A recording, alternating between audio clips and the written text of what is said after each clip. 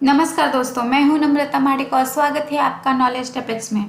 तो दोस्तों, हम देख रहे हैं पाइथन ट्यूटोरियल और आज के वीडियो में हम जो पार्ट कवर करने वाले हैं वो है कंस्ट्रक्टर। ओके, तो दोस्तों हमने ये प्रोग्राम कल के वीडियो में देखा था, करेक्ट, प्रीवियस वीडियो में।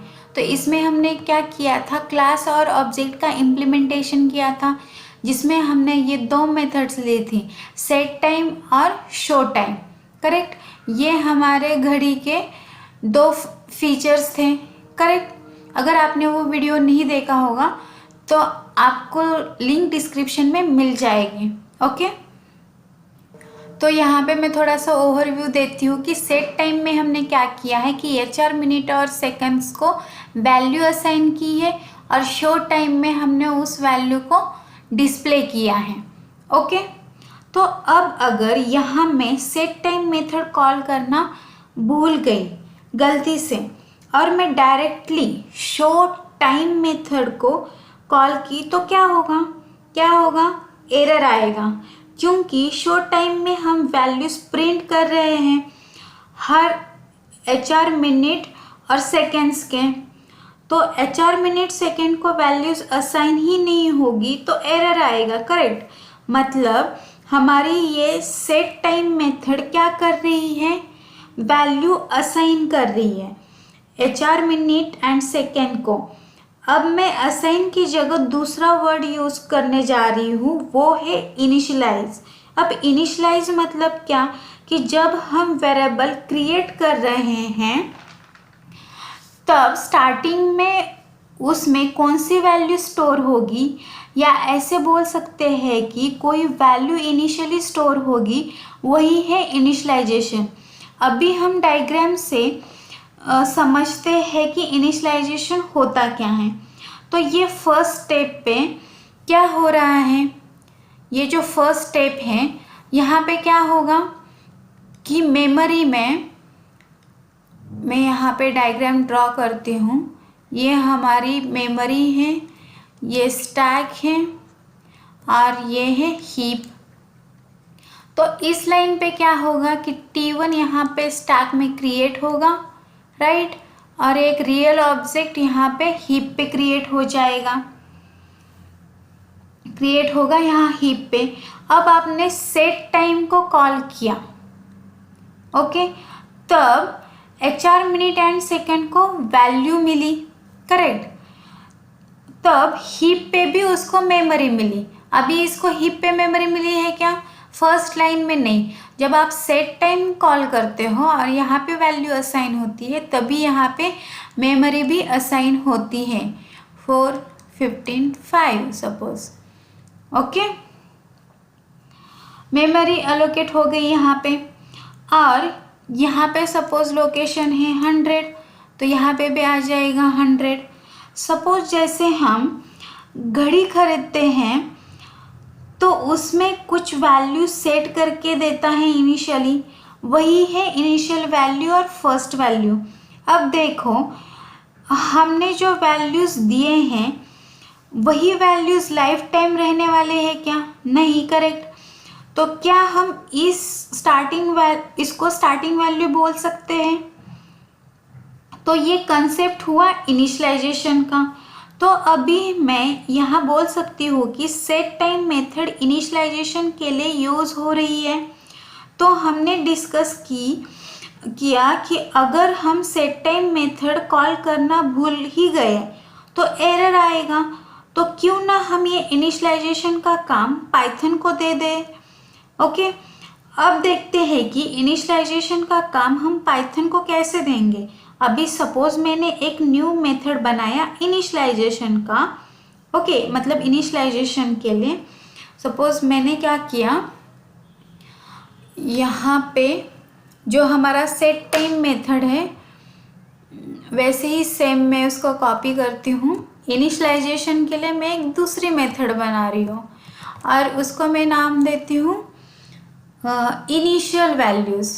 ओके, तो इनिशियल वैल्यूज़, और यहाँ पे जो हम यूज़र से एक्सेप्ट कर रहे थे उसके जगह पे मैं डायरेक्ट वैल्यूज़ पास करती हूँ हार्ड कोडेड यहाँ पे 2 एंड 3, मतलब इनिशियली इस वैल्यू से ये 3 वेरिएबल इनिशियलाइज होंगे।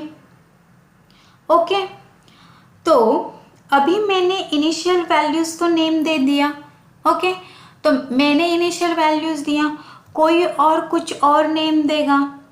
ओके, लाइक स्टार्ट मेथड और अदर कोई भी नेम दे सकता है।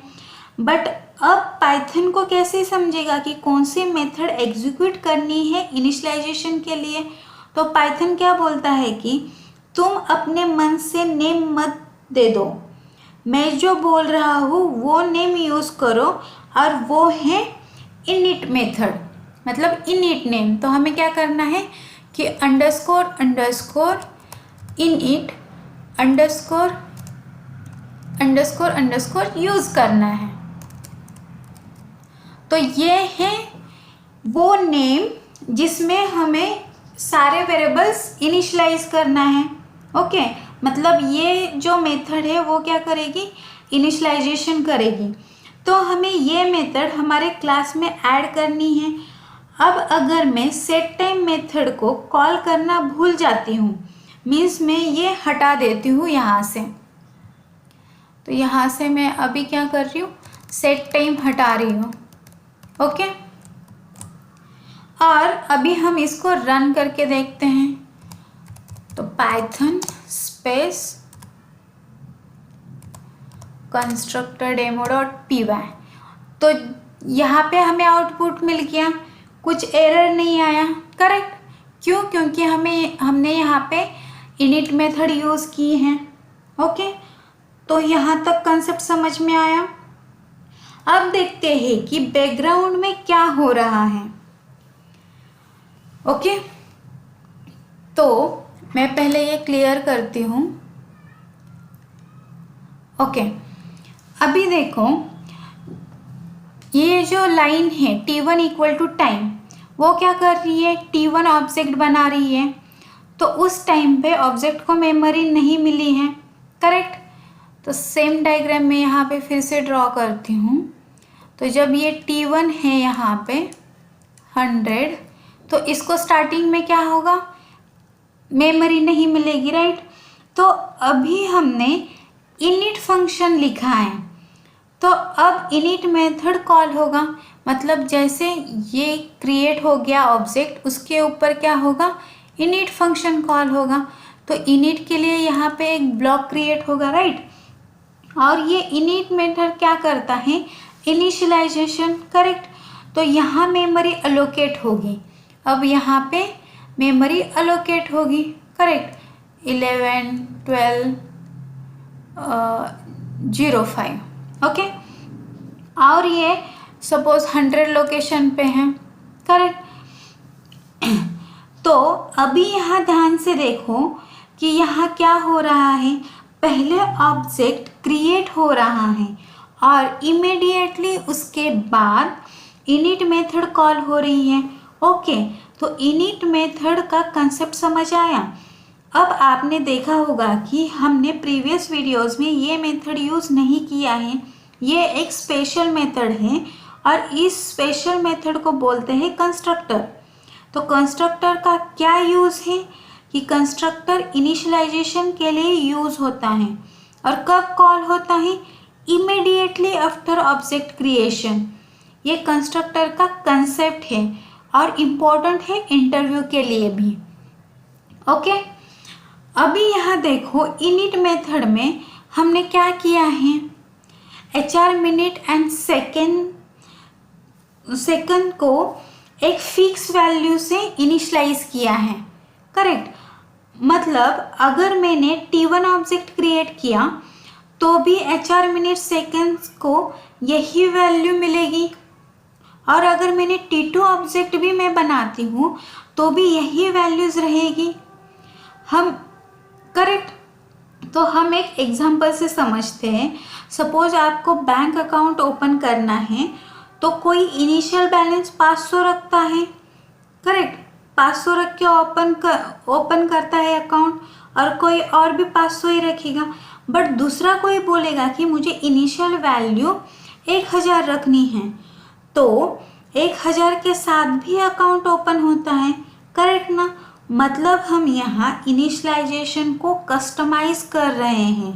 वैसे ही हमें यहाँ HR, मिनट और सेकेंड की वैल्यूज़ कस्टमाइज करनी है।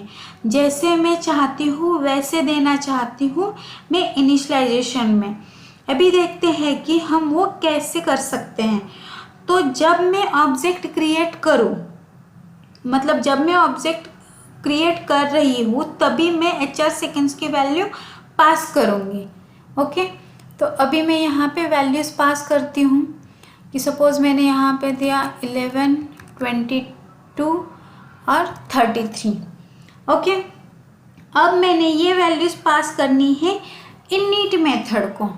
तो अगर हम यहाँ इनिट मेथड पे जाते हैं तो हमें यहाँ पे भी ये वैल्यूज़ पास करनी पड़ेगी। तो अब यहाँ पे क्या आएगा, comma HR, minute, second, right. हमने फंक्शन कॉल कैसे देखा है कि जितने पैरामीटर्स हम यहाँ से भेज रहे हैं उतने हमें यहाँ भी एक्सेप्ट करनी चाहिए, करेक्ट। अब हमें क्या करना है, ये जो वैल्यूज़ हमारे पास आ रही है वो यहाँ पे पास करनी है। तो यहाँ हम HR पास करेंगे, यहाँ मिनट पास करेंगे और यहाँ सेकेंड पास करेंगे। ओके, यहाँ तक के समझ में आ गया। अब हम इसको रन करके देखते हैं। तो मैंने इसको रन किया तो अभी मैंने जो वैल्यू पास की वो आई। अभी सपोज़ मैंने ऐसे ही और एक ऑब्जेक्ट बनाया T2 और यहाँ पे पास किया मैंने कुछ डिफरेंट वैल्यूज़। सपोज़ यहाँ पे मैंने 10, 12, 33 पास किया। ओके, और कॉल किया T1 डॉट शो टाइम को। अभी मैं फिर से रन करती हूँ तो मुझे 2 डिफरेंट टाइम्स मिलने चाहिए। ओके, और यहाँ पे मुझे क्या करना है, T2 करना है। तो अभी मैं रन करती हूँ तो 2 सेपरेट टाइम, डिफरेंट टाइम हमें मिल गए, करेक्ट। तो अभी हमने यहाँ कंस्ट्रक्टर बनाया और उसको वैल्यूज़ पास किए। ऐसे कंस्ट्रक्टर को क्या बोलते हैं, पैरामीटराइज कंस्ट्रक्टर। ओके, और इसके पहले जो हमने देखा था वो कंस्ट्रक्टर जिसमें हमने पैरामीटर्स पास नहीं किए थे उसको बोलते हैं पैरामीटर लेस कंस्ट्रक्टर। तो ये 2 टाइप्स है कंस्ट्रक्टर्स के। अगर मैं पैरामीटराइज कंस्ट्रक्टर बनाती हूँ बट और अगर कभी ऐसी रिक्वायरमेंट आती है कि हमें वैल्यूज़ पास नहीं करनी है तो हम कैसे कर सकते हैं, हमें क्या करना होगा कि इसको डिफ़ॉल्ट वैल्यू सेट करनी होगी कि इक्वल टू 0, इक्वल टू 0 और इक्वल टू 0, तब ये वर्क करेगा, राइट। तो यहाँ तक क्या आपको समझ में आ गया। तो दोस्तों अगर आपको ये वीडियो पसंद आया हो तो लाइक, शेयर एंड सब्सक्राइब कीजिए। Thank you.